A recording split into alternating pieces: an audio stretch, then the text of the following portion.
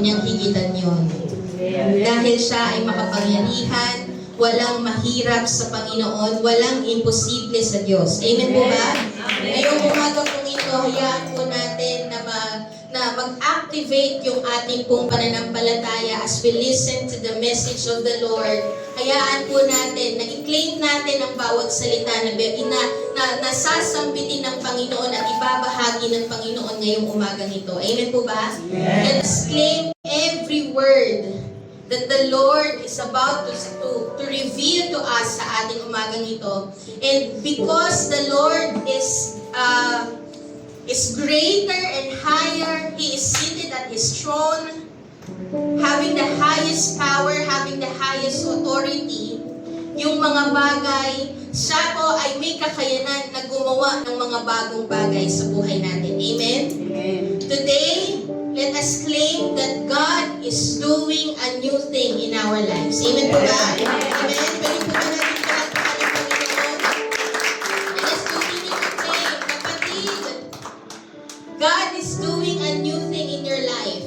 Amen? God is doing a new thing in your life.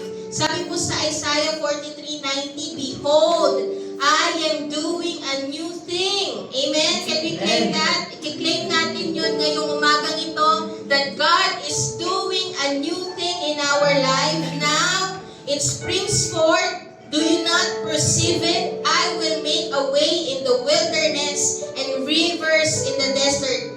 God is doing a new thing. Amen? Amen. Yung mga bagay na hindi mo pa nakikita, gagawin ng Diyos sa buhay mo. Amen po ba? Amen? Hallelujah.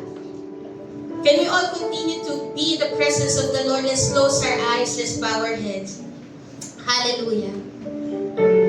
Ikaw ay mataas na Diyos, Panginoon. Higit sa lahat, walang katulad, O Diyos. Kataas-taas ang Diyos. Lord, anuman ang mga bagay na aming kinalalagyan, anuman, Panginoon, ang aming mga sitwasyon, Lord God, hindi ka po nagbabago, Panginoon. Nananatili ka pa rin makapangyarihan.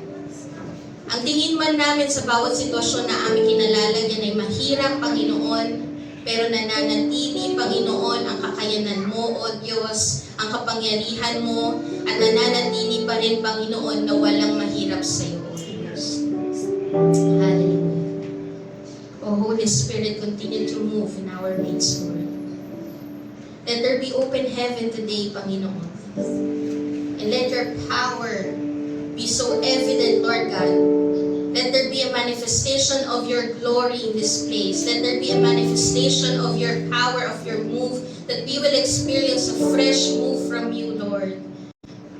We will experience a fresh revelation from you, Panginoon. We will experience fresh strength from you, Lord God. Fresh anointing, Lord. Hallelujah. Patuloy mo pong lukuban ang lugar na to, O Diyos. And let all the words that we will going to hear today, all the words that you will going to reveal, Panginoon, sa buhay namin, Lord God, will bring life, Panginoon, sa aming buhay. Will activate our faith, Panginoon. Will establish our strength, Lord God. Will uplift our spirit, Lord. And will continue to transform our lives, O God. Hallelujah. Thank you, Jesus. Thank you, Lord. Lord, hayaan mo po, Panginoon, na buksan mo ang aming spirito, ang aming mga mata, Panginoon, para makita ang iyong pagkilos, O Diyos.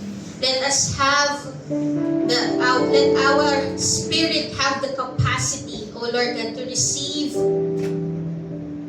more than enough, Lord, to receive more of your oil, to receive, Lord God, a great revelation from you. Hayaan mo, Panginoon, na ang aming spirito ay handang makatanggap, Panginoon, ng mga matitinding bagay na galing sa iyo, O Diyos. Dahil ang aming mga mata, ang aming spirito ay bukas, Panginoon, at nakaabang, O Diyos, sa gagawin mong pagkilos ngayong umagang ito. We have this, in our spirit, we are expectant, Lord God, for your move, Lord God.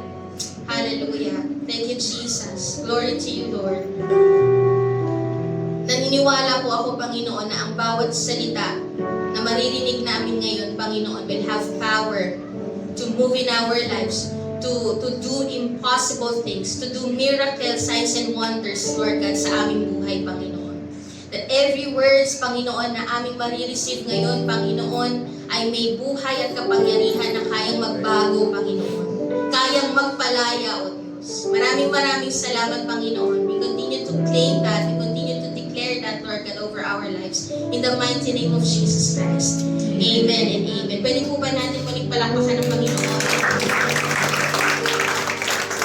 Kapatid, God is doing a new thing. Sabihin niyo po sa inyong katabi, God is doing a new thing. Ang tanong, nakaabang ka ba dun sa ginagawa ng Panginoon? Inaabangan po ba natin itong ginagawa ng Panginoon sa buhay natin? God is doing a new thing. Behold, I am doing a new thing. Now it springs forth. Do you not perceive it? Nakikita mo ba? O nakaabang ka ba? Expectant ka ba? I will make a way in the wilderness and rivers in the desert. Sino po dito that you feel like you are stuck in life? Meron po ba kayong, nandun kayo sa sitwasyon that you feel stuck in your life? Para bang ilang taon na pero walang nangyayaring pag-angat sa buhay mo? May pagkakataon po na nandun tayo sa ganong klase ng season, yung ilang taon ka na sa kinalalagyan mo, wala pa din nangyayaring pagbabago. Andun po ba tayo sa sitwasyon na yun that you feel stuck? And because of that, because you feel stuck for a long years, okay? Because you experience na parang walang pag-angat, walang nangyayaring pagbabago, because of that, your tendency is to settle on where you are right now. Dahil parang iniisip natin, stuck naman na ako, sige mag-settle na lang ako sa kung anong meron ako ngayon, no? Sinanay mo na lang yung sarili mo sa ganong kalalagayan na you are stuck. But the Lord is telling us today, and you need to receive this. In your spirit, you need to receive this. With all your heart, having the heart of faith. That chains, kapatid sinasabi ng Panginoon, yung chain that make you feel stuck, God is telling you, that chain are now being broken in your life. In the name of Jesus. Amen? Because God is doing a new thing. Amen po ba? Hindi ka mananatiling stuck. Amen po ba? Kasi ayaw ng Panginoon na nai-stuck tayo, ayaw ng Panginoon na nagiging stagnant tayo. The Lord wants us to move forward doon sa promise ng Panginoon sa buhay natin. That's why in the mighty name of Jesus, by the power of the blood of the Lamb, that chains are now being broken. Yung chains na yan na nag-i-stuck sa'yo sa mga kalalagayan mo ngayon, na parang feeling mo you need to settle on where you are right now, God is telling you, God is doing a new thing. Amen po ba? Aalisin ka ng Panginoon sa ganyang kalalagayan. Yung tipong meron po ba tayong experience that you truly wanted to have breakthrough in life? You wanted to have a successful life. Sino po dito yung gusto ng breakthrough? Amen. Sino po dito yung gusto na maging successful siya sa kanyang buhay, successful sa spiritual walk, pero ang na-experience mo is a setback? Para bang hindi ka makausad kasi may stumbling block na nakaharap sa'yo. Ano? Gusto mo ng breakthrough, you are really seeking for a breakthrough, you really want a successful spiritual walk. Pero you feel in your spirit na merong humahadlang, may pumipigil, at may tumutulak sa'yo pabalik, and it's hard for you to move forward. And because of that, na parang kahit you are striving, may tumutulak sa'yo pabalik, napapagod ka na to strive in moving forward to what God has prepared for you. Kaya ang tendency mo, sige, balik na lang ako sa dati. Meron po ba tayong experience na ganon? And the Lord is telling you today, God is telling you today, that spirit that holds you back, that force that hinders you will leave you right now in the mighty name of Jesus. Amen? Because God is doing a new thing. Are you receiving that in your spirit? Ang mensahe po natin ngayon is more of you need to believe, truly believe and receive it. In your spirit, you need to receive it. Every word na gustong ibigay sa atin ng Panginoon ngayon, you need to receive it in your spirit. And hayaan mo na maniwala ka with all your heart, having yung puso mo na tunay na nag-e-expect na gagawin ng Diyos to sa buhay mo. Amen po ba? Because God is doing a new thing. Amen? God is doing a new thing. That spirit that holds you back, in the mighty name of Jesus and by the power of the Lamb of God, hallelujah, that spirit will now leave you in Jesus' name. Yung mga humahad lang sa'yo, yung mga bagay na naglilimita sa'yo ay mga nagbabasag na ngayon. Amen po ba? Amen? Amen, because God is doing a new thing. And tandaan po natin na hindi po lahat ng pagkakataon na kapag there's a force na pumipigil sa'yo, ibig sabihin you are not doing the right thing. Madalas po, when there's a force in your life that holds you back in moving forward, or there's a force that hinders you doon sa tinatahak mo, it means you are heading the right way. Yung parang may pumipigil, parang hindi ko magawa to. Anong nangyayari? Parang meron in my spirit, I know na may humahad lang. Hindi po ibig sabihin na pinipigilan ka ng Diyos, kundi pinipigilan ka ng kaaway because you are heading the right way. You are heading to what God has prepared for you, kaya may pumipigil sa'yo. That's why the Lord is telling you, don't settle on the setback. Don't settle on being stuck. Don't settle on your wilderness season. Lahat ng bagay na yan ay natatapos. At hindi ka po para dyan. Ang mga Kristiyano ay hindi po para sa setback season. Ang mga Kristiyano ay hindi po para doon sa season that you are stuck. Ang mga Kristiyano ay hindi po para sa season na wilderness season. Kaya wag mong sanayin ang sarili mo sa mga ganung klase ng lugar. Amen po ba? Kung matagal ka na sa wilderness season, kung matagal ka na you feel stuck, huwag mong sanayin. God is telling you, anak, huwag mong sanayin ang sarili mo kasi may ginagawa akong bago sa buhay mo. Amen po ba? Amen? Yung mga bagay na yan, setback, being stuck, wilderness season, hindi iyan ang destiny mo kasi may ending yan sa buhay mo. Amen po ba? Ang destiny mo ay success. Amen? Ang destiny mo ay freedom. Ang destiny mo ay promised land. Amen po ba? Amen? Kaya hindi pa, alam niyo po kung nakikita natin na hindi pa maganda at mabuti ang nangyayari sa buhay mo, ibig sabihin, hindi pa tapos si Lord na kumilos sa story ng buhay mo. Amen po ba? Hindi pa tapos. God is still working and God is still doing a new thing in your life. Amen po ba?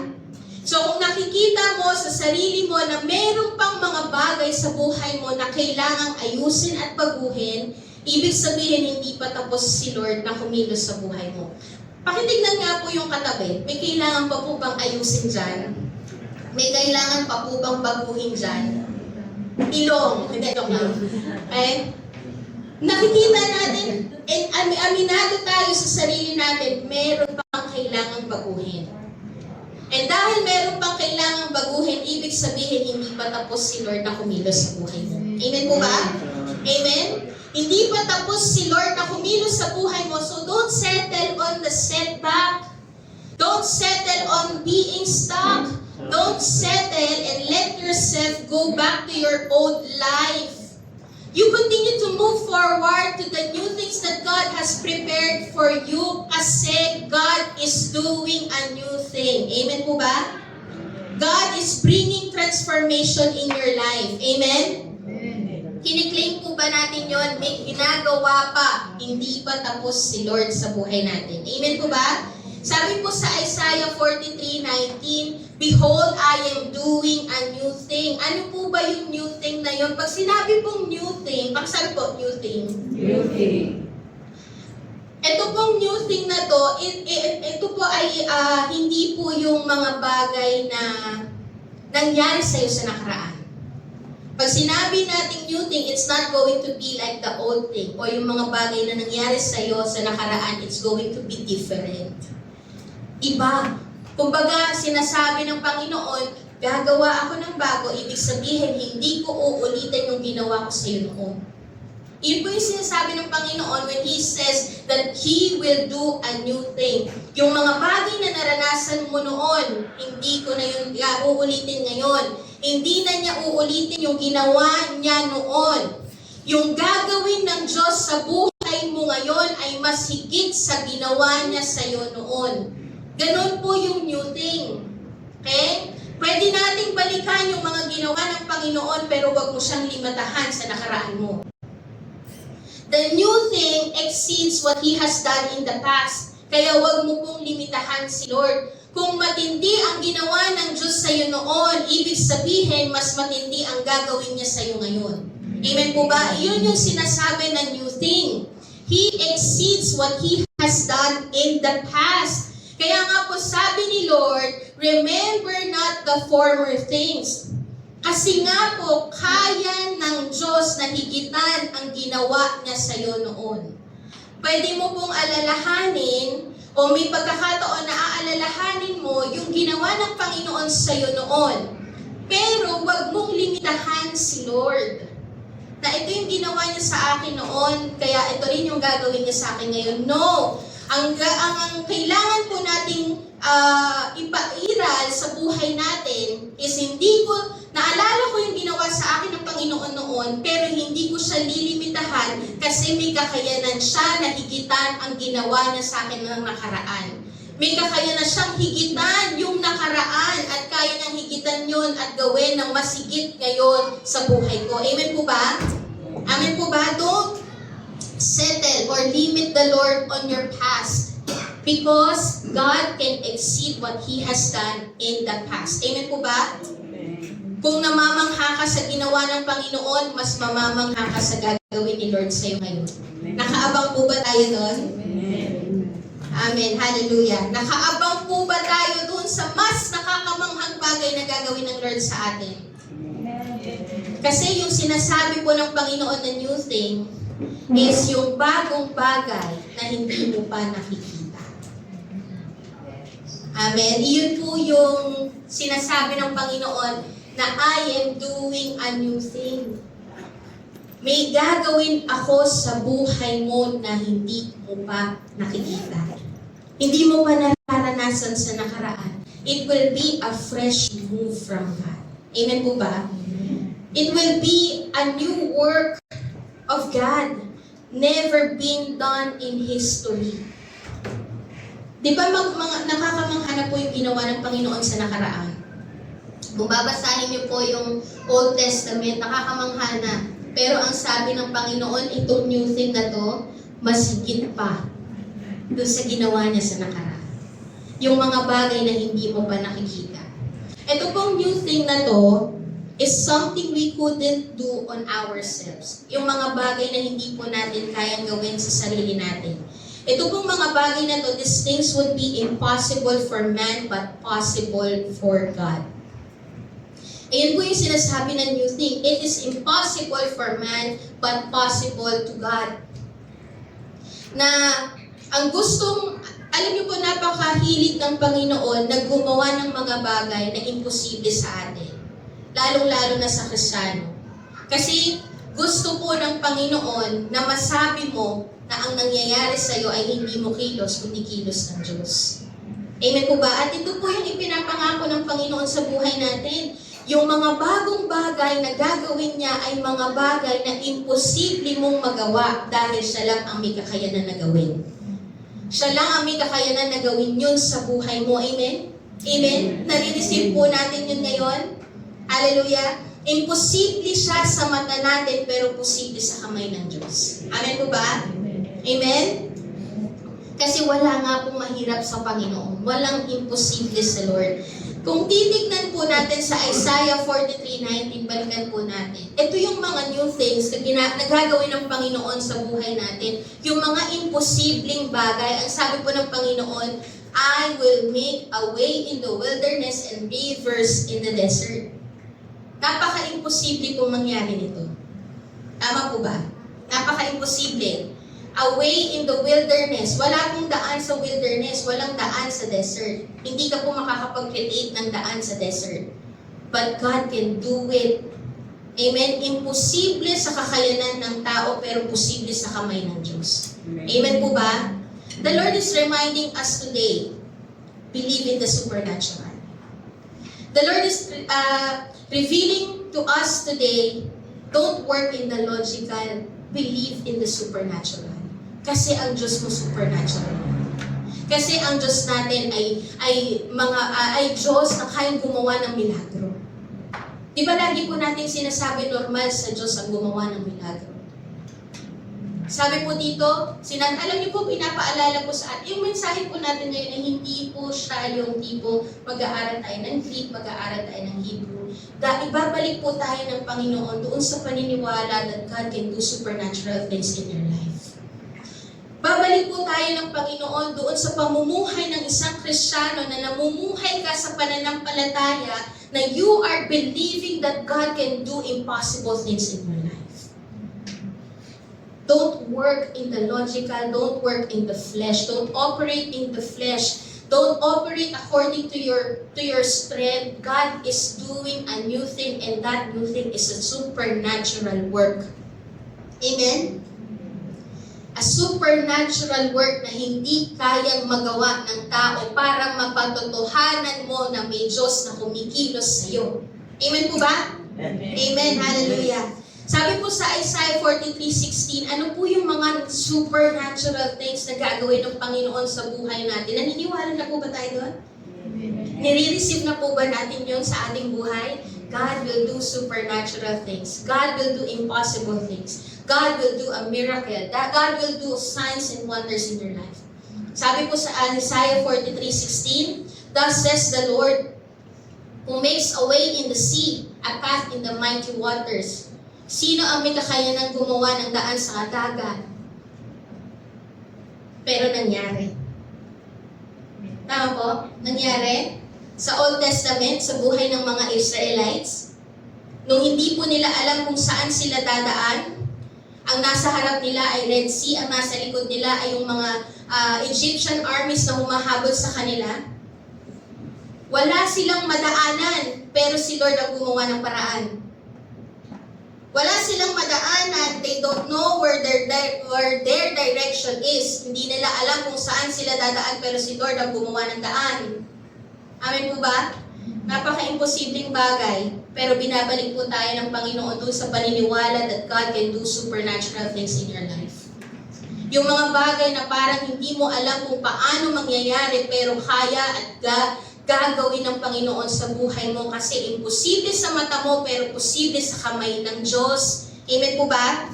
Sabi ng Lord, ways in the sea, path in the mighty waters, He is making a way where there seems to be no way. Lagi natin yung naririnig. Pero ang tanong, naniniwala po ba tayo? Ang tanong, do you really behold on that revelation? God is providing direction where there seems to be none. Kung hindi mo alam yung direction mo, huwag kang mag-alala, kasama mo ang Diyos na nagbibigay ng direction. Kung hindi mo alam at wala kang makitang direction, huwag kang mag-alala kasi ang Diyos na kasama mo ang kayang gumawa ng mga bagay na imposible, highway sa tubig. Amen po ba? He can make highway in the rivers. Yung Diyos na kasama mo, siya yung may kakayanang gumawa ng direksyon sa buhay mo. Amen? The Lord is telling us, if you are seeking for direction, sino po dito seeking for direction right now? God is telling you, anak, don't focus too much on seeking for direction. Kasi kung titignan natin sa bansang Israel, nung nandoon po sila sa sitwasyon ng Red Sea, at ang nasa likod po nila ay chariots ng mga Egyptian armies, wala silang makitang direksyon. They are seeking for direction. They are seeking for a way. Pero ang sinabi po, ang pinakita po ng Panginoon, don't seek too much on direction. Tumingin ka sa Diyos na may kakayanang gumawa ng direksyon. Iyon po yung gusto ng mangyari ng Panginoon sa buhay natin if you want the Lord to move in a supernatural way in your life. Baka kasi we are too obsessed in seeking for direction, nawawala na ang tingin mo sa Diyos who gives direction. Remember kapatid, don't be afraid or don't be frustrated because the one who gives direction is with you. It doesn't matter kung malabo pa yung direksyon. It doesn't matter kung parang wala pang daan. Ang mahalaga, the God who gives direction is always by your side. Yun yung panghawakan natin. The God who gives direction is always by your side. Ang Diyos na nagbibigay ng direksyon ay lagi mong kasama, never kang iniwan. Amen po ba? Yung mga bagay na kung titignan natin, nai-imagine po ba natin at nai-apply po ba natin sa buhay natin yung nangyari sa Israelites? Hindi nila alam kung saan dadaan, pero dahil kasama nila ang Diyos, meron silang napuntahang daan. Nakita natin? Kulong na kulong. Hindi alam kung saan pupunta, hindi alam ang direction, hindi alam kung saan dadaan, but it doesn't matter kung ano ang sitwasyon, ang importante, the God who gives direction and the God who makes a way is with you and hindi ka iniiwan.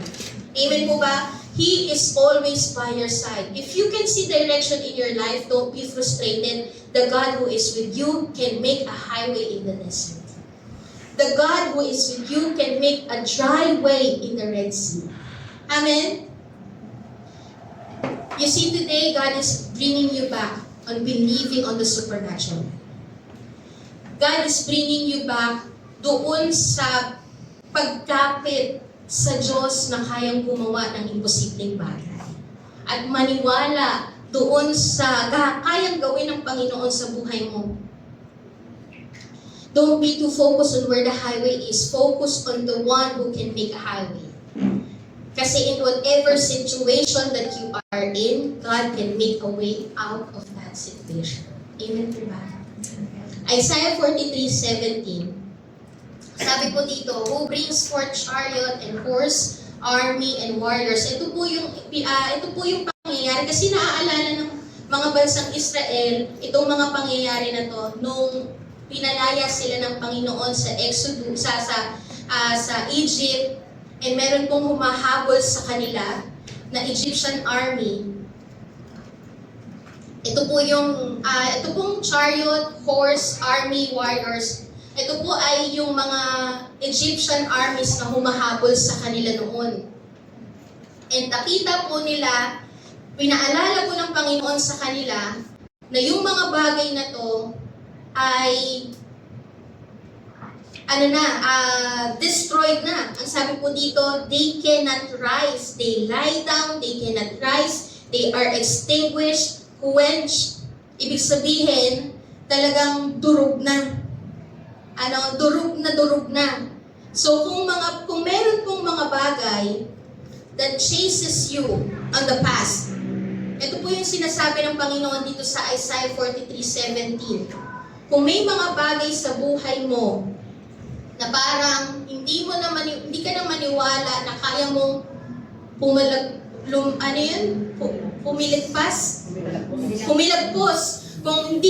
Kung ang nasa isip mo, hindi mo na kayang humilagpos sa nakaraan mo kasi it chases you. Laging nagpapaalala sa'yo yung nakaraan that gives anxiety, depression in your life, that gives worries in your life. Yung ito pong sinasabi na to, na hinahabol, kasi ito yung nangyari sa Israelites eh. Ang Egyptian army, hinahabol sila. Yung nakaraan, hinahabol sila. Hinahabol sila nung nakaraan. So yung mga nakaraan mo na parang imposible mong maalisan, yung nakaraan na yan, napilit mong alisan pero it still haunts you. Yung kung ano man yung mga nangyari sa nakaraan, I don't know. Kung ano po yung mga nangyari sa atin sa nakaraan that still haunts you.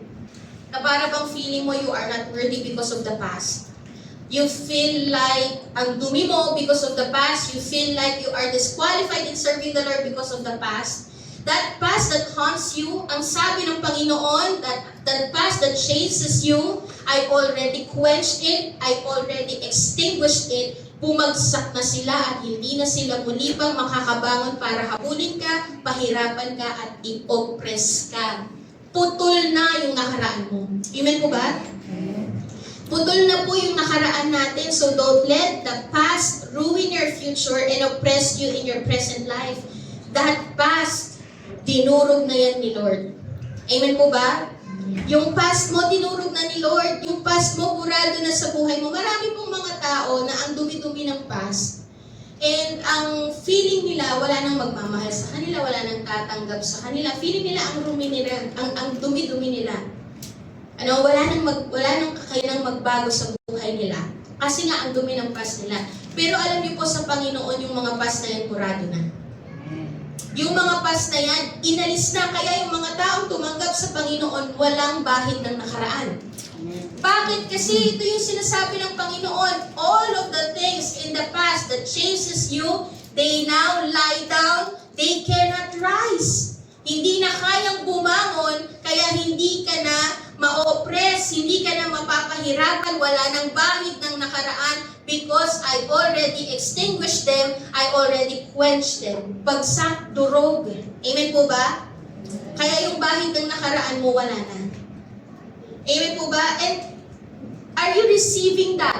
Yung mga past na nangyayari sa'yo, yung parang nire-remind ka pa, the feeling of the past or whatever you are experiencing on the past na parang nakaka-apekto sa present mo, the Lord is telling you in the mighty name of Jesus by the blood of the Lamb, all of those things in the past that oppresses you, ay lahat ng yan ay durog na. Amen po ba? Burado na sa buhay mo. Amen po ba? Do you receive that in your spirit? Do you really believe on that? Amen po ba? Because God is doing a new thing. Pakisabi po sa katabi, God is doing a new thing. Kaya yung past na yan, hindi ka na maaapektuhan. Amen po ba? That past will never ruin your future. That past will never oppress your present life. Amen? In Jesus' name. In Jesus' name. Amen po ba? Sa Isaiah 43:20, ang sabi din po dito, the wild beasts will honor me, the jackals and the ostriches, for I give water in the wilderness. Supernatural. I give water in the wilderness. Wala pong tubig sa wilderness. Pero bakit for 40 years na buhay ang mga Israelites sa wilderness? Supernatural. They have the God who can make impossible things. Amen po ba? I give water in the wilderness, rivers in the desert to give drink to my chosen people. Sino po ang chosen people? Sino po ang mga tao na pinili ng Diyos? Sino po? Taas ang kamay ng mga taong pinili ng Diyos. Kaya kung ikaw ay pinili ng Diyos, if you are experiencing dryness in your life, He can make a river out of that dry land.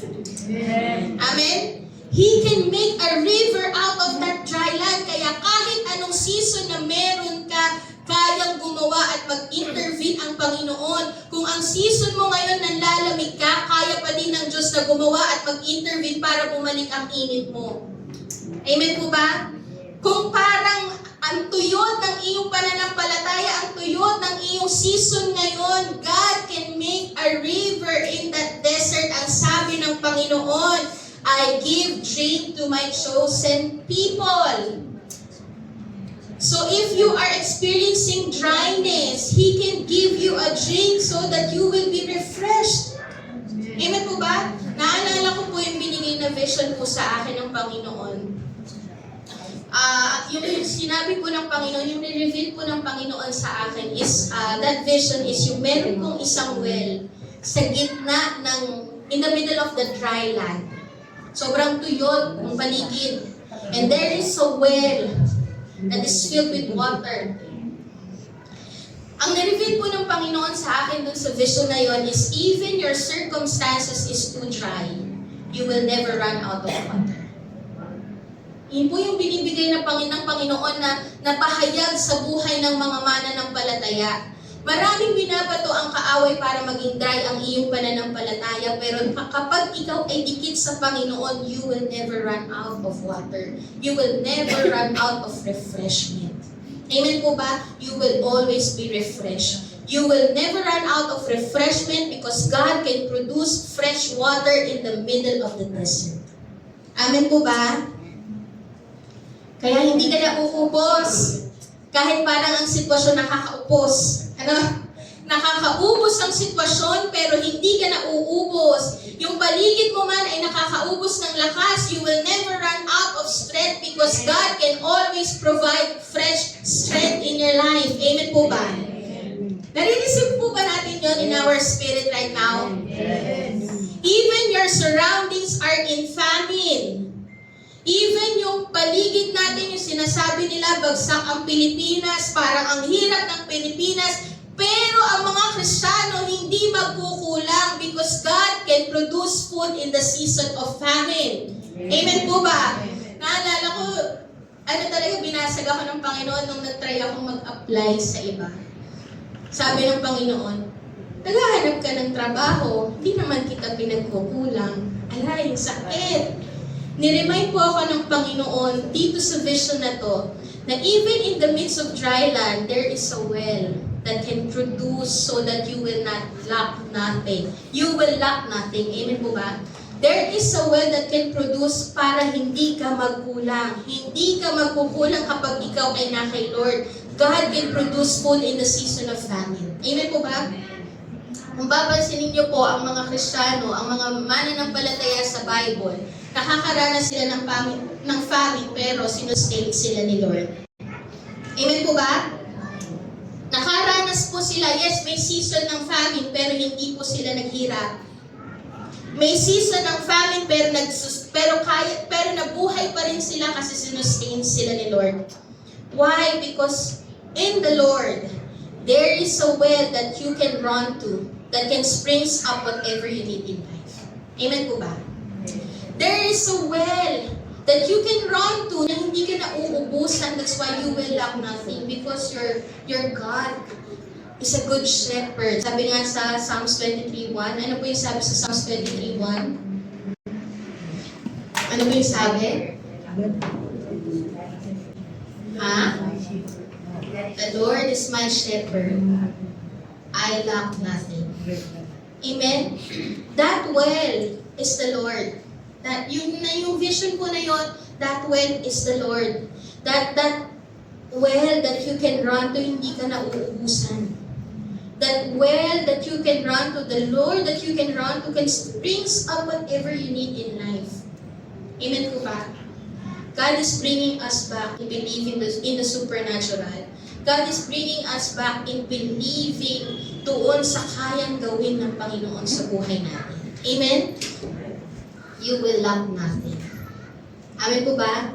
There will be refreshment in your life. Sabi po doon sa Isaiah 43:19. Balik po tayo sa Isaiah 43:19. Ang sabi po doon, behold. Pakisabi po, behold.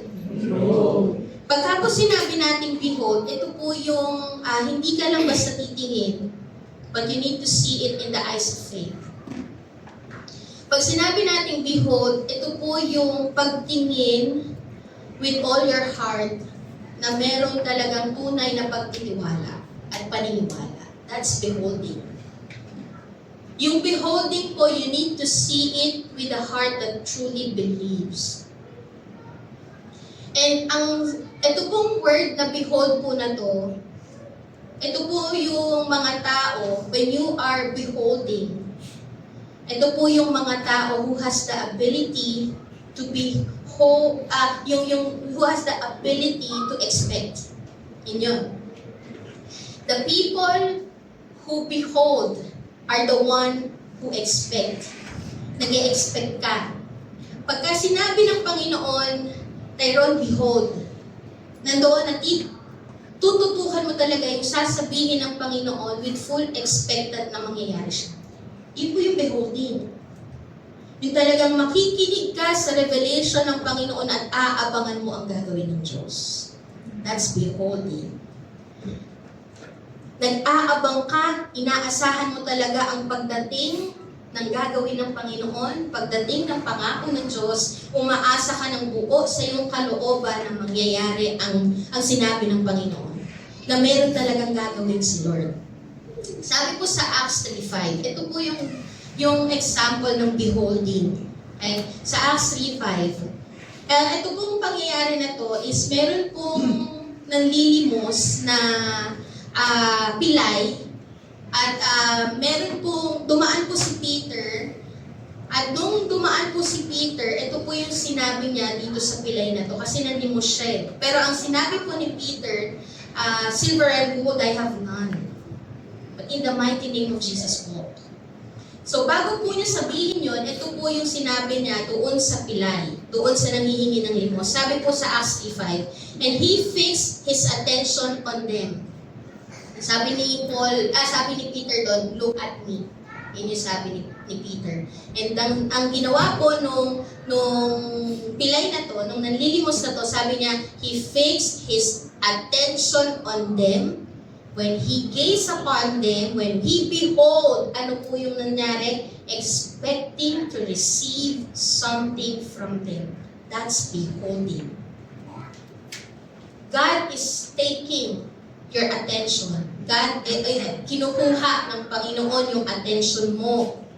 At hindi lang ikaw basta titingin sa sinasabi ng Panginoon, magbibigay ng attention sa sinasabi ng Panginoon, but you need to expecting to receive.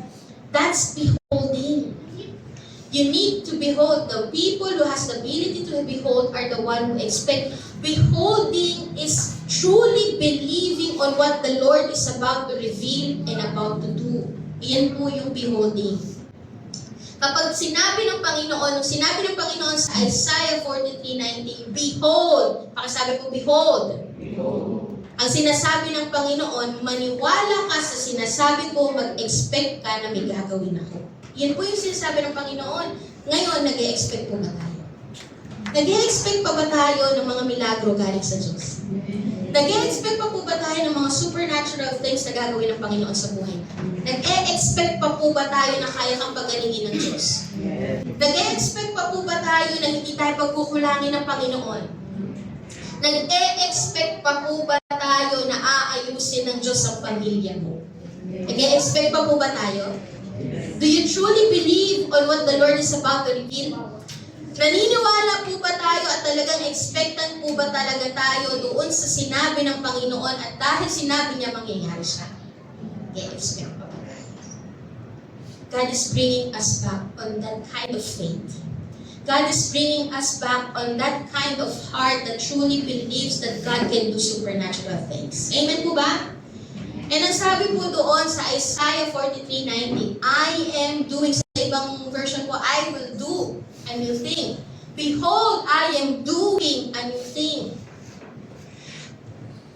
Ang sinasabi po ng Panginoon dito, when He says that I am doing, you need to believe on the power of God to do.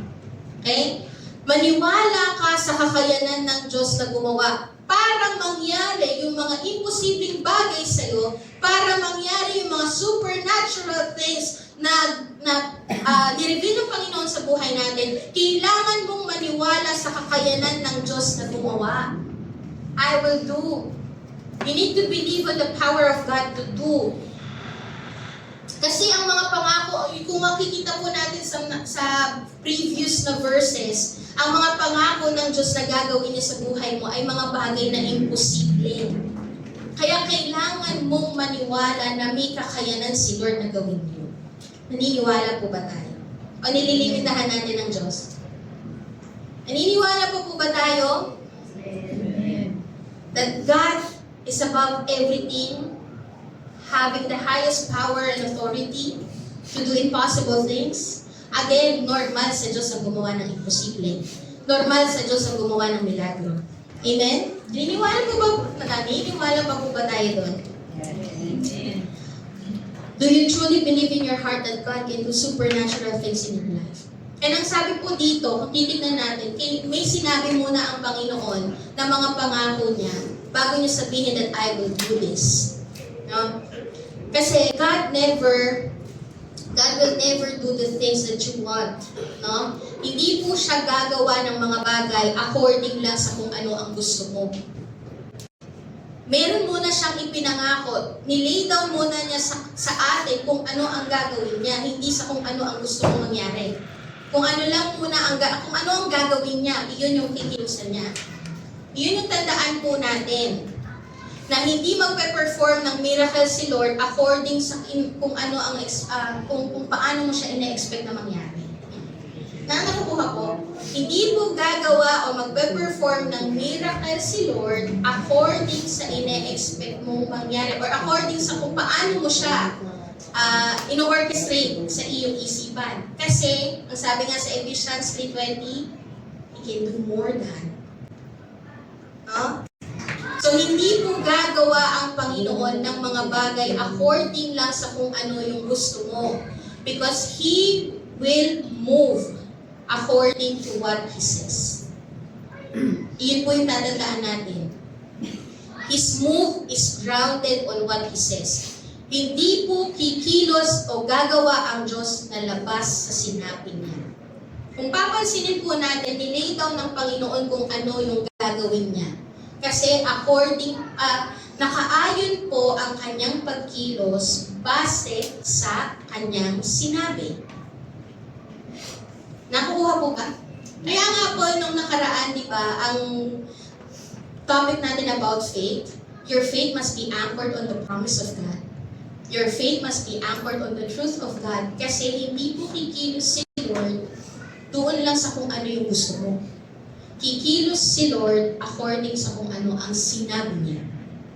Kikilusan ni Lord ang mga bagay according sa kung ano ang pinangako niya. Hindi po siya gagawa ng labas at daliwas sa kanyang sinabi. Bigyan po kayo ng example sa Genesis 21:1 so that we may understand kung ano po yung sinasabi ng Panginoon.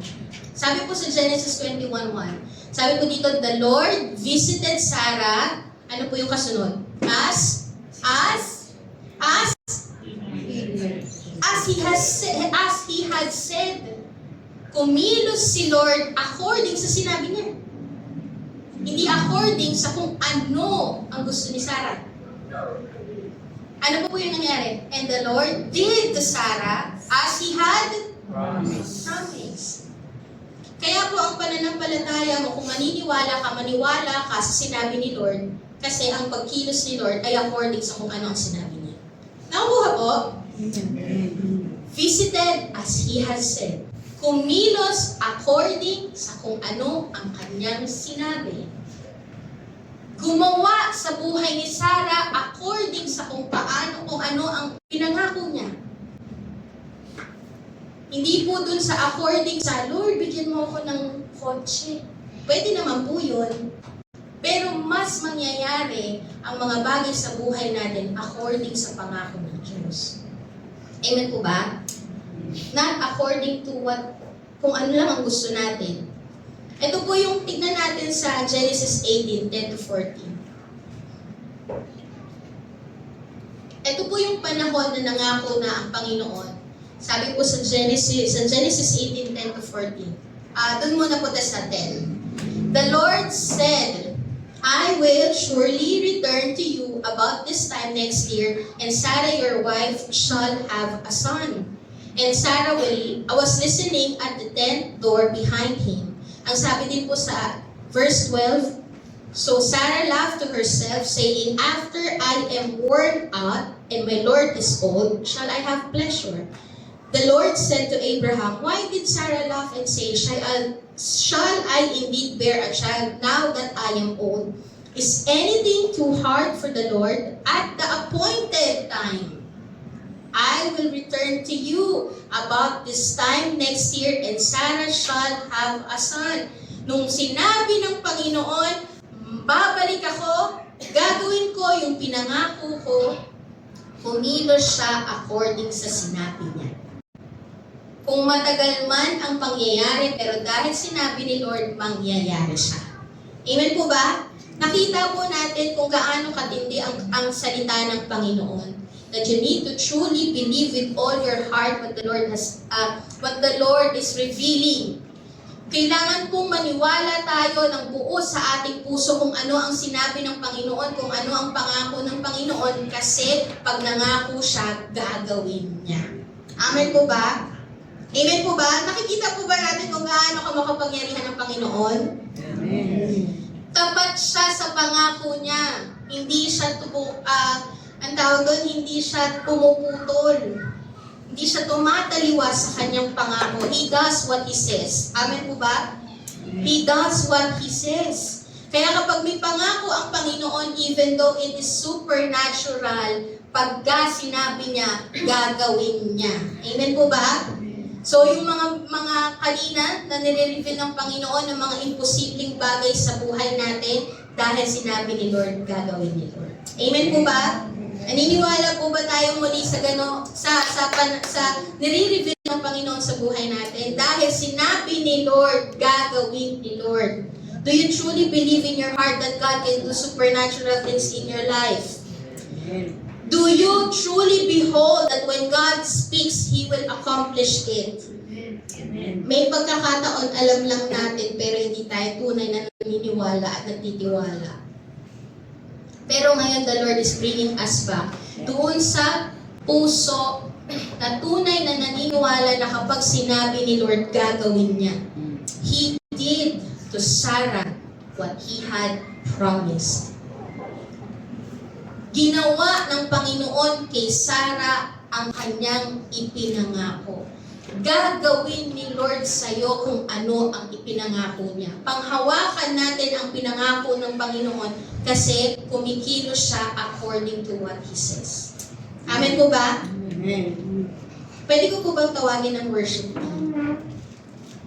Bakit po ginawa ng Panginoon? O bakit magagawa ng Diyos? Bakit tayo maniniwala na kayang gumawa ng Panginoon sa buhay natin? Because of who He is.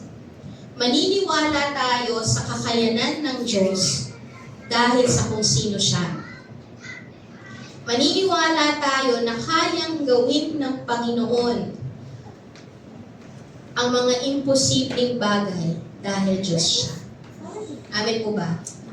Diyos ang Panginoon. Ang sabi din po sa Isaiah 43:14-15, ito po yung bagay na dapat natin i-behold. Maniwala tayo sa nireveal ng Panginoon, maniwala tayo sa kung sino si Lord. Kasi He will act according to what He says, and He will do according to who He is. Kikilos po si Lord according sa kung sino siya. Ano po yung sabi sa Isaiah 43:14-15? Thus says the Lord, your Redeemer. Ang sabi po ng Panginoon, He is our Redeemer. Kaya kikilos talaga siya bilang Redeemer mo. Amen po ba? He is our Redeemer. Pag sinabi po nating Redeemer si Lord, God has the power and the authority na kunin ka at ibalik ka sa Kanya. Marami po tayong patotoo, ang tagal na buhay sa kadiliman, pero nung kumilos si Lord, nadala siya sa pagbabago. Because as Redeemer, the Lord has the power and the authority na kunin at ibalik ka sa Kanya. So, if you belong to Christ, sino po ang pinili ng Diyos dito? Do you belong to Christ? Do you belong to Christ? So, if you belong to Christ, and the enemy is attacking you and oppressing you, tandaan po natin, the Lord is your Redeemer, and He has the power to deliver you from the oppression and bring you back to His plan. Amen po ba? Kaya kang alisin ng Panginoon sa pagkakagapos at pagkakaalipin at ibalik ka niya sa plano niya. Because He is your Redeemer. Do you behold that attribute of the Lord, that He is your Redeemer? So if you are in a situation na di mo maalisan, kapatid, your Redeemer has the power to pull you out from that situation. Maniwala tayo ulit.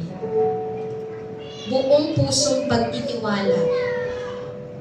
If you are in the circumstances na sobrang frustrating, na you are there for a long period of time, God is telling you, I am your Redeemer and your situation will about to change. Amen? God is your Redeemer at yung sitwasyon mo ay mababago na because I can pull you out from that situation. The hardship, the pain, and the sorrow that you are in, God is about to bring it to an end. Amen po ba? The wilderness season is about to end because He is bringing you to a new season. He is your Redeemer. Amen? The wilderness season will now come to an end. Yung lukewarm season mo will now come to an end in the mighty name of Jesus. Your wandering season, yung buhay mo na parang pabanjing-banjing sa pananampalataya, yung wandering season na hindi mo alam kung anong gagawin mo, hindi ka makapag-commit, yung buhay na hindi fully committed sa Panginoon na nakikipaglaro sa mundo, that season will now come to an end because He is your Redeemer and He can pull you out from that situation. Amen po ba? He can pull you out from that wandering situation or wandering season and it will now come to an end. Yung mga bagay na naglilimit sa'yo, God is telling you because He is your Redeemer, He has the power to free you from that limitation. He has the power to make that walls that hinders you to fall. Amen po ba?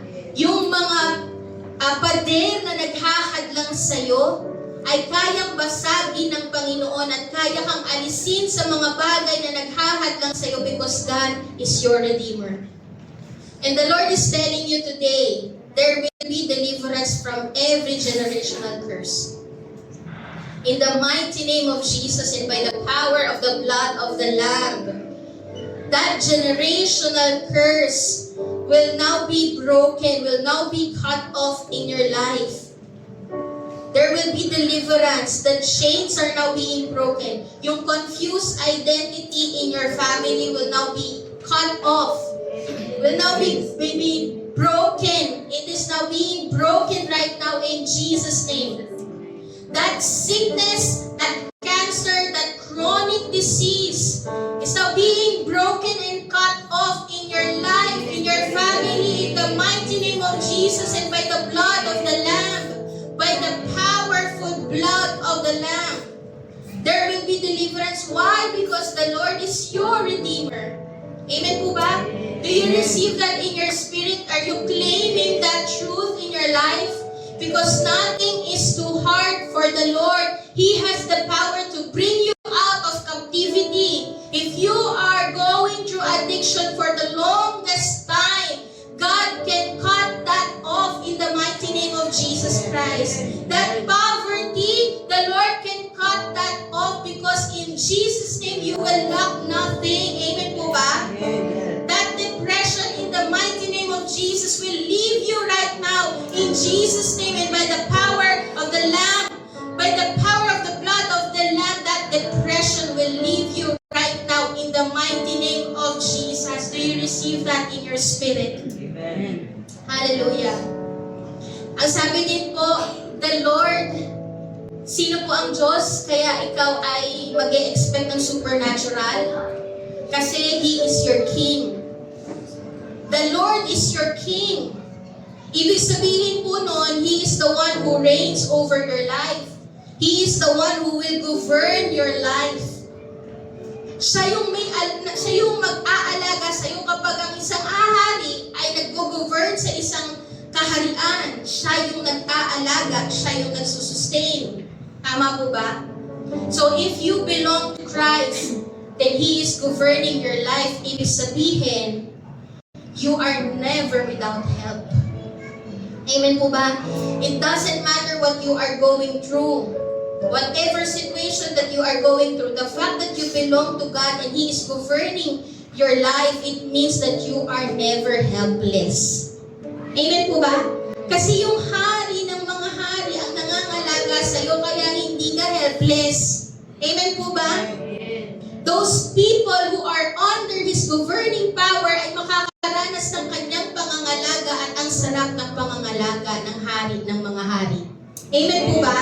Amen, hallelujah. Sabi po sa Psalms 37:18 to 19, panghawakan po natin to that we need to receive this. Day by day, the Lord takes care of the innocent. Araw-araw ang pangangalaga ng Diyos sa kanyang mga anak. If you belong to God and Jesus is the King of your life, then He is governing your life. And kapag ka nag-govern siya sa buhay mo, ang pangako ng Diyos, day by day, the Lord takes care of you. Amen po ba? Ano po yung sabi? They will receive an inheritance that lasts forever. Yung kayang ibigay ng Panginoon ay hindi pang mundo lang, pang temporary. It exceeds temporary, it is eternal. Amen po ba? Yung hari ng mga hari na nangangalaga sa iyo ay kayang ibigay yung mga bagay na pangmatagalan, pang-eternal. Amen po ba? Matatakot ka? Binabalik po tayo ng Panginoon doon sa paniniwala sa kung sino si Lord. Doon sa paniniwala, doon sa kahit supernatural ang sinasabi ng Panginoon, maniniwala ka kasi may kakayanan siyang gawin yun. Amen po ba? Amen? Ang sabi din po dito, they will not be disgraced in hard times. Even in famine, they will have More than enough. more than enough. Amen. Hallelujah. Hindi ka pagkukulangin because the Lord can give you more than enough. And ang awitin kanina, ang Diyos ay sapat na at higit pa. Having Him in your life, you will never be afraid. Kasi lahat ng pangangailangan mo ay na kay Kristo. Amen po ba? Amen?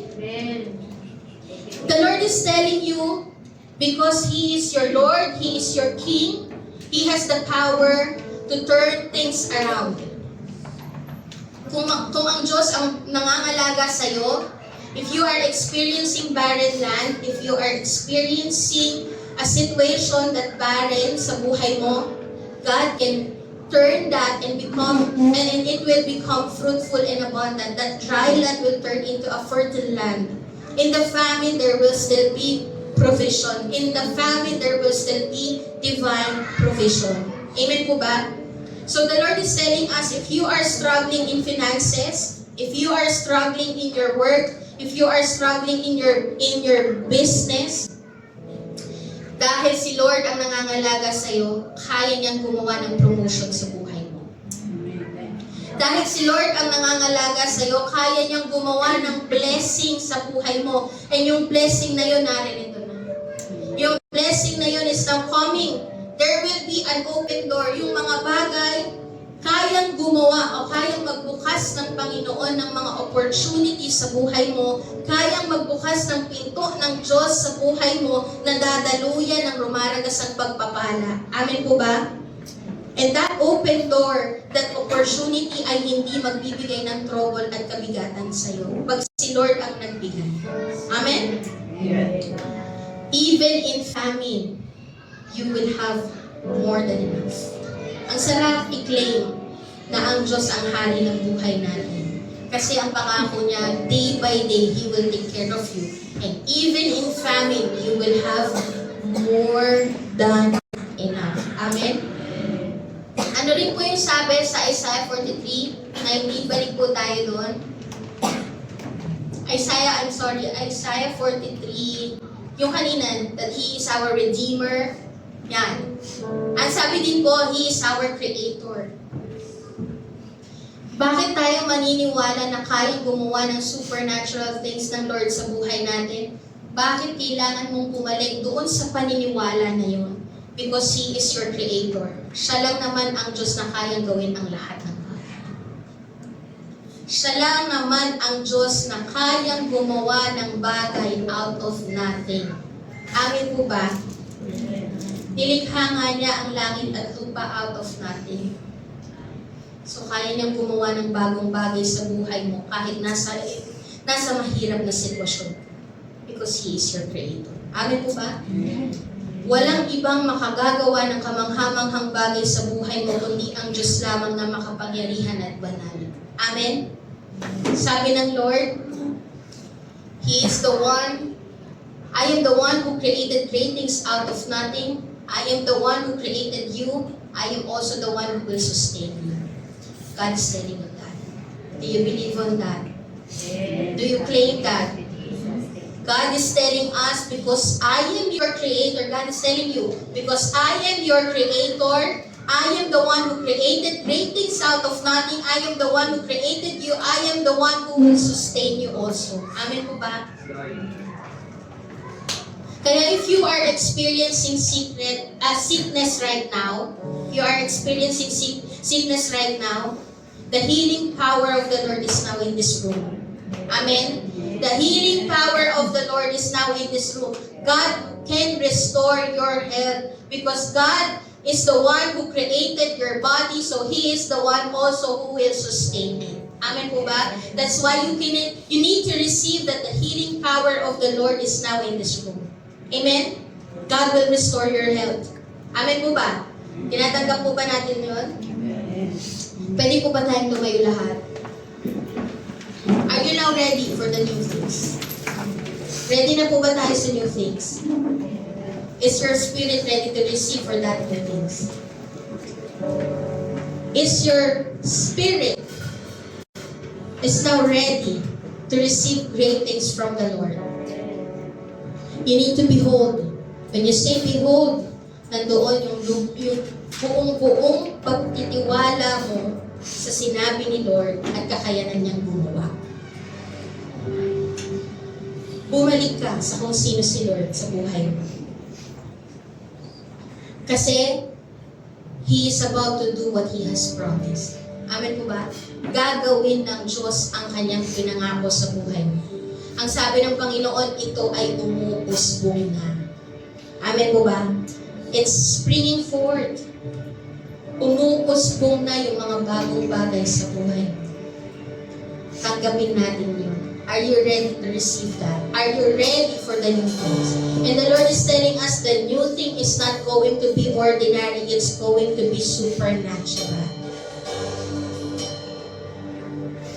Hallelujah. Praise you, Lord. Praise you, Jesus. Oh, Holy Spirit, we are praying for a fresh wind today. We are praying for your fresh move, Lord. We are praying, oh Holy Spirit, for the fresh strength that comes from you. We are praying for a fresh anointing, Lord. Hallelujah. Thank you, Jesus. Thank you, Lord. Come on, continue to receive the promises of the Lord. Continue to receive right now the new things that God is doing in your life. With all your heart, in your spirit, receive that favor is coming your way. That favor is now in this room. That promotion is now in this room. That healing is now in this room. Receive it in the mighty name of Jesus. That freedom is now in this room in Jesus' name. Kapatid, matagal ka nang naghihirapan sa struggle sa mga addiction na yan. We are declaring right now in the mighty name of Jesus, by the power of the blood of the Lamb, there is freedom. There will be freedom in your life. There will be deliverance in your life. God is your Redeemer and God can pull you out from that situation. God can bring transformation in your life in Jesus' name. In Jesus' name. Hallelujah. If you are experiencing poverty, if you are experiencing struggle in your finances, the Lord is telling you, anak, the favor is now coming your way. The promotion is now coming your way. The provision is now coming your way. Receive it in Jesus' name. Receive it in the mighty name of Jesus. Hallelujah. Hallelujah. Thank you, Lord. Thank you, Lord. Praise you, Jesus. If you are experiencing sickness right now, God is telling you healing is now flowing in your body. God is your creator. He is the one who created your body, and He is the one who can sustain him. Whatever sickness na iyong pinagdadaanan, in the mighty name of Jesus, by the power of the blood of the Lamb, we rebuke that sickness. And that sickness will leave you right now. Healing will now flow. Healing will now flow in Jesus' name. God will restore your health. God will restore your strength. God will restore your body in Jesus' name. In Jesus' name. Hallelujah. Praise you, Lord. Kung meron po tayong nararamdaman, meron tayong karamdaman ngayon, pwede po ba natin yung hawakan, yung parte ng katawan natin, na may nararanasan na pain, yung parte ng katawan natin na nakakaranas ng sakit, pwede po ba natin yung hawakan ngayon? And let's declare that healing will now flow on that part of the body. Healing will now flow doon sa katawan mo na yan. And that pain will leave you in the mighty name of Jesus. God has the power to heal you. And the healing power of the Lord is in this room right now. In Jesus' name, in Jesus' name. Lord, I pray for the people who are experiencing heart enlargement, Lord God. Dalangin ko, Panginoon, na maging normal ang kanilang puso, O Diyos. Maging normal ang sukat ng kanilang puso, Panginoon. Dalangin ko, O Diyos, dalangin po namin, Panginoon, na yung dugo ay dumaloy ng maayos, Panginoon. That heart will pump properly, Lord God. That heart will function properly, Lord God, in Jesus' name. Lahat ng bara, O Diyos, ay matunaw sa pangalan ni Jesus. Hallelujah. Lord, we are praying for restoration of every kidney right now, Panginoon. We are praying, O Lord God,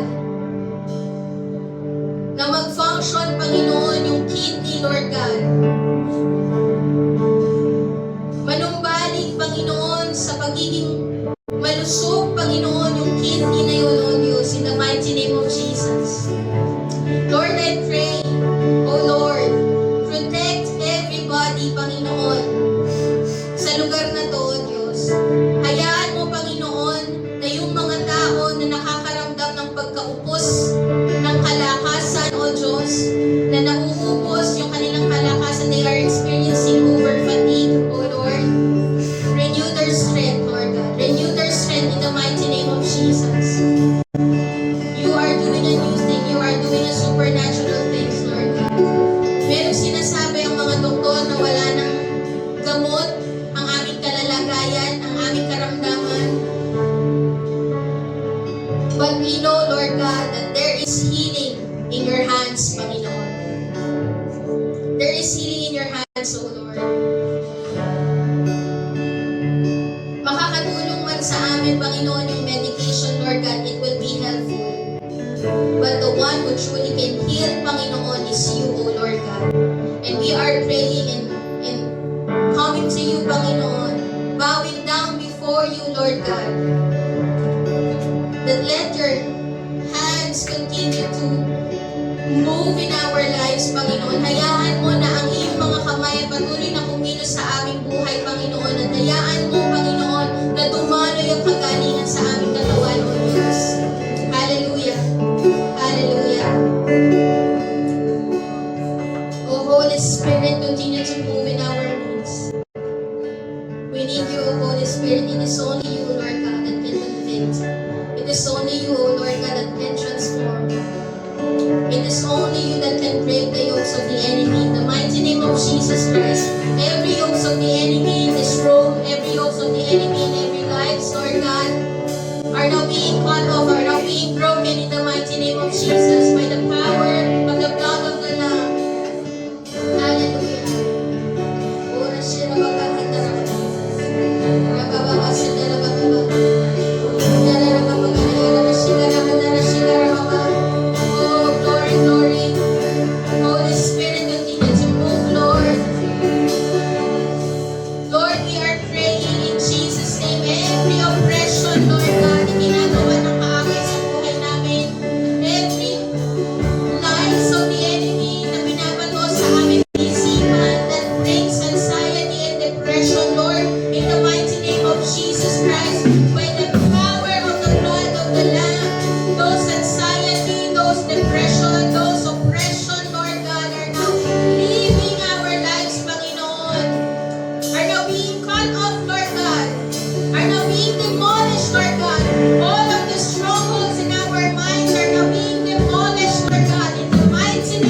Jesus Christ. Shira makahandarababa. Oh, hallelujah, hallelujah. Thank you, Lord.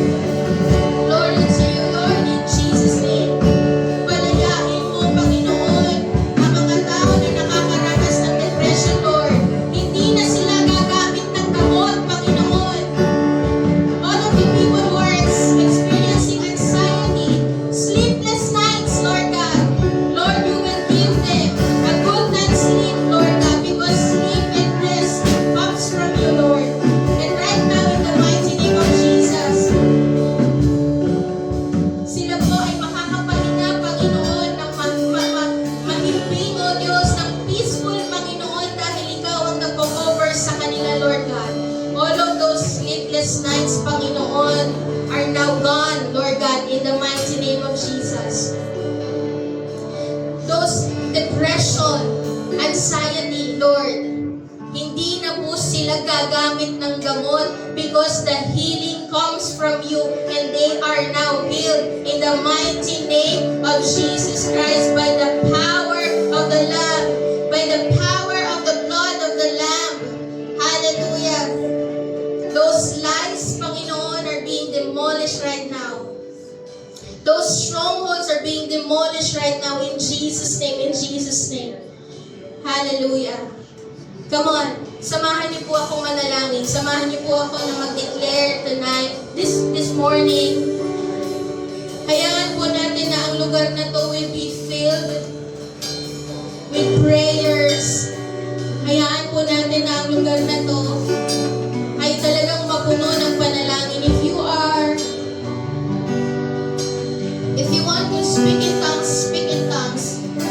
I know na sinasabi, maraming nagsasabi, na speaking in tongues must be private time with the Lord.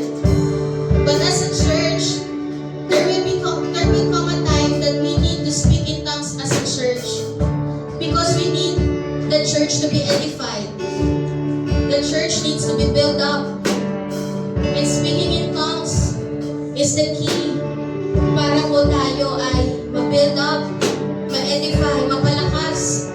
Come on, fill this place with prayers. Prayers that you want to declare over your life. Prayers and promises of the Lord that you want to receive right now. Ura bakahanda rababa. Shira bakahanda rira sa darababa. Roboro iro shikarahanda na shikarababa. Yera rakapakaryara na shikarahanda na shikarababa. Oh, Holy Spirit, continue to move. We need your fresh fire, Lord God, over our lives, Lord. We know, Panginoon, that revival is now in this room, Panginoon. Revival is now in this room, Lord God. There will be hearts that will be fully repentant, Lord God, na tunay na nagsisisi, Panginoon, at tunay na tatayo sa iyong katotohanan, O Diyos. There will be revival, Lord God. The revival is now in this room, Panginoon. At ang lahat ng mga nanlalamig, O Diyos, ay magiging mainit, Panginoon, because you will flow your fresh fire over our lives, Lord God. Fresh fire is now coming, Panginoon, sa aming buhay, O Diyos. And you will stir up, Lord God, that passion in our hearts, Lord. You will stir up, Panginoon, that fire, Lord God. Lord, you will fill our lamp with your oil, with your fresh oil, Panginoon. At hahayaan mo, O Diyos, na yung oil na yun will continue to let our fire burn more, Panginoon. Mag-aalab ang mga mananampalataya, lalong-lalo na, Panginoon, sa panahon ngayon, O Diyos. Naniniwala kami, Panginoon, na ang mga mananampalataya ay magiging matapang na tayuan kung ano ang katotohanan mo, Panginoon. Lord, you are doing a new things in our lives, Panginoon. At isa sa mga bagong bagay na gagawin mo sa buhay namin ay yung kalakasan at katapangan na tumayo sa katotohanan mo, Panginoon, na patuloy na mamuhay sa kabanalan mo, O Diyos. Lord, we are praying in the mighty name of Jesus, declaring in the mighty name of Jesus that transformation, Lord God, is about to happen over our lives, Panginoon. Lord, naputol na, Panginoon. Yung struggle namin, Panginoon, over sexual immorality, yung struggle over homosexuality, Lord God, yung struggle, Lord God, from every vices, Panginoon, yung mga struggle sa kasalanan, Lord God, in Jesus' name, lahat ng yun ay magpuputol sa aming buhay. You will pull us out from that situation and you will bring us into your light, Lord God. Darkness will flee, Lord God, in our lives and you will bring us into your light, Panginoon. There will be transformation from glory to glory, O Lord God. Hanggang sa ikaw ay bumalik, you will see us as a bride that is faithful and pure before you, God. Hallelujah. Hallelujah. Lord, you will bring a fire in our hearts so that He will give us the strength, Panginoon, to continue to live a pure life, Lord. That fire, Panginoon, na gagawin mo, na ibubuhos mo sa buhay namin, will give us the power to live a pure life, will give us the power to live a holy life, O Lord. Hallelujah. Thank you, Jesus. Oh, we glorify your name. We glorify your name, Lord. Walang mahirap sa'yo, Panginoon. Walang imposible sa'yo, O Diyos. You can do miracles. You can do signs and wonders, Panginoon, sa aming buhay, O Diyos. Hallelujah. Hallelujah. Lord, we know that there will be a restoration of calling, O Diyos, sa buhay ng bawat isa. Lord, kung merong mga tao, Panginoon, na tinilagkuran na yung kanilang pagkatawag, O Diyos. Naniniwala po kami ngayong araw na to, Panginoon, you are the God who gives fresh start. You are the God who brings us back to our calling, who has the power to restore, Lord. You are the God who has the power to restore, and you will restore our calling. You will restore our purpose, Lord God. Hallelujah. In Jesus' name. In Jesus' name. Ibabalik mo, Panginoon, sa tunay na design ang mga mananampalataya, O Diyos. Lord, yung mga nilikha mo, yung mga anak mo, ay ibabalik mo sa tunay na design namin na pagkakalikha mo sa amin, Panginoon. We will now live according to your design. We will now live according to your calling, according to our purpose, Lord God. And Lord, in the mighty name of Jesus Christ, kung meron mang mga bagay na nawala sa amin, kung meron mang mga bagay na ninakaw ang kaaway sa amin, in Jesus' name and by the power of the blood of the Lamb, everything that the enemy has stolen will be restored, for you are the God who can restore everything. And when you restore it, mas hihigitan mo pa ang mga bagay na ninakaw ng kaaway sa amin, O Diyos. Lord, yung mga bagay na ninakaw ng kaaway sa amin ay mas hihigitan mo pa, Panginoon. In the mighty name of Jesus, everything that the enemy is doing in our lives will now come to an end, because you will do a new things in our lives. Hallelujah. Hallelujah, Jesus. Praise you, Lord. Praise you, God. Glory to you, Lord. Oh, God, we glorify your name. Praise you, praise you. Glory to you, Jesus. We continue to declare your words, Lord God. We continue to claim, Panginoon, and receive in our spirit every words that you reveal to us today, Panginoon. You are our Redeemer, our Creator, the King of Kings, the King of Glory, who take good care of our lives, Panginoon. That even in famine, we will have more than enough, Lord. Ang mga pagpapala na ibigay mo sa buhay ng bawat isa ay pagpapalang rumaragasag, siksik-liklik at umaabot. And we will lack nothing. Hallelujah. Thank you, Jesus.